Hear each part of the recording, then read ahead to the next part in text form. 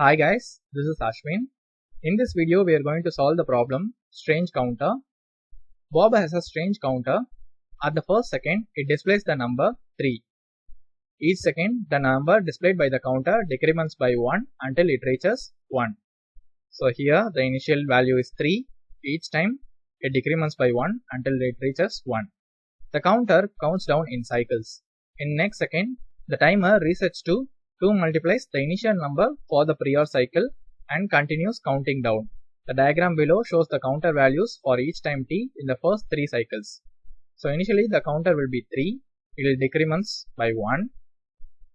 After it reaches 1, it starts the next cycle. So the next cycle is 2 multiplies the initial number for the prior cycle. Prior cycle is 3, so 2 multiplies 3 is 6. The same process goes on, and here 6 multiplies 2, that is 12. The same process goes on. Find and print the value displayed by the counter at time t. So these are the time values. At time t, we need to print the corresponding value as the result. So the timing constraints is 10 to the power of 12. So it is pretty huge. If you apply brute force, it may lead to time limit exceeded error. So we need to optimize the problem.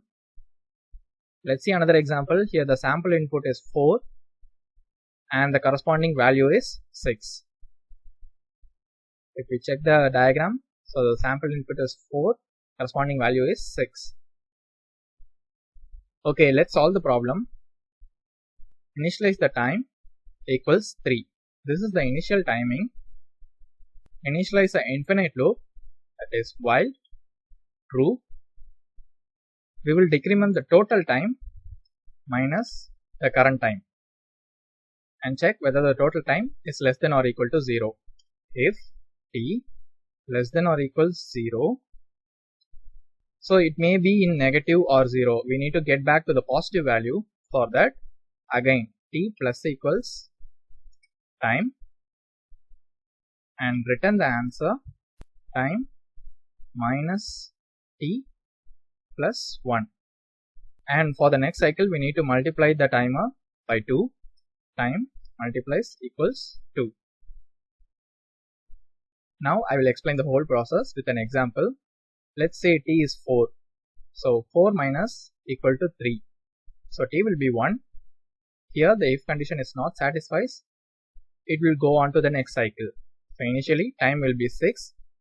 1 minus 6 is minus 5. It is definitely negative number. So we will increment the time to the positive number, that is 1. Finally return the answer 6 minus 1 plus 1. So the answer is 6. Here the answer is also 6. Here the approach is so simple. We are just decrement the entire cycle. If the time still has a positive value, we will go to the next cycle and the process goes on continuously until it reaches 0 or some negative number.